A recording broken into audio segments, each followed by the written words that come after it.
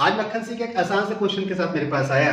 प्रश्न तो आसान था, लेकिन उस आसान प्रश्न का आसान में उत्तर मिलना थोड़ा कठिन हो जाता है। और वो आया मेरे पास और मुझसे पूछा, सर। मैंने हाँ बोल। सर ये कक्षा क्या होवत है? मैंने होवत है क्या मतलब है? बोला सर मखनी के पास से आया हूँ। अब मखनी ने हमसे पूछ रहा कि बताओ कक्षा का होवत है। तो मैंने कक्षा वही होवत है जहाँ पे स्कूल जावत है। बोली जाए मारे तो तुम गच्चा खा के जाए तो न पढ़ पाए तुम। जाइए हो सबके पास पूछ के ये कक्षा का होता है। तो सर बताइए कक्षा क्या होता है? तो मैंने तो ग्रह की परिभाषा बताई थी। बोले हाँ सर बताई थी। तो मैंने बताया शुरू किया, बताया था सर। उसमें आपने ये बताया था ग्रह होगा तो सूर्य से अपनी ऊष्मा प्रकाश को प्राप्त करेगा, heat and light receive from the sun. मैंने हाँ और आगे की बात चल।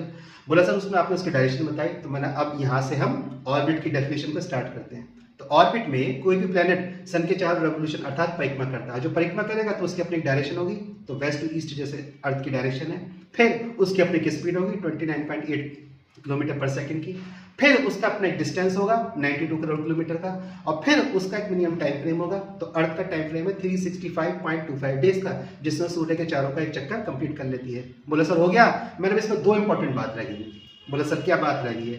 तो मैंने कहा इस ऑर्बिट का यानी कि जिस पाथ पे सूर्य के चारों चक्कर लगा रही है इसका एंगल भी होगा। जैसे अर्थ का एंगल है 0 डिग्री, और अगर अर्थ का एंगल 0 डिग्री से अलग होता तो ऊपर नीचे करके चक्कर लगाती है। अभी क्या करती है? ये एक लंबवत तरीके से सूर्य के चारों घूम जाती है और इसकी एक शेप भी होगी, और उस शेप में ये मिनिमम डिस्टेंस और मैक्सिमम डिस्टेंस को मेंटेन करती है। तो जो इसका इलिप्टिकल ऑर्बिट है इसमें ये 4 जुलाई को मैक्सिमम डिस्टेंस मेंटेन करती है, तब भी हमारे गर्मी होती है, और 3 जनवरी को मिनिमम डिस्टेंस मेंटेन करती है, तब भी हमारे ठंड होती है। इसका क्या अर्थ है? इसको किसी और दिन देखेंगे।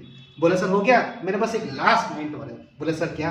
मैंने ऑर्बिट किसी दूसरे ऑर्बिट में ट्रांजिशन यानी कि संक्रमण नहीं करेगा, यानी काट छाट नहीं करेगा, क्योंकि ऑर्बिट किसी अर्थ प्लेनेट का है, और जो प्लेनेट अगर दूसरे प्लेनेट के ऑर्बिट में काटछाट कर देगा तो उसको प्लेनेट की डेफिनेशन से बाहर कर दिया जाएगा।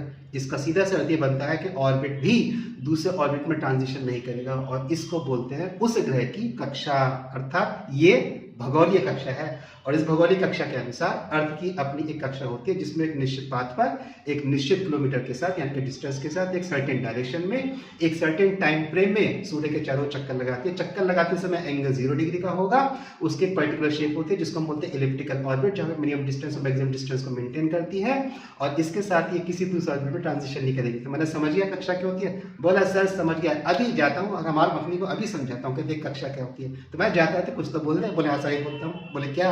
बोले सर चैनल को सब्सक्राइब कर लीजिए, वीडियोस को लाइक कर लीजिए। आपको इसके नोट्स हिंदी और इंग्लिश में डाउनलोड करने हैं तो सर की वेबसाइट www.mihindinotes.com पर जाइए, पेज को ट्रांसलेट करके इंग्लिश में भी आप इसको डाउनलोड कर सकते हैं।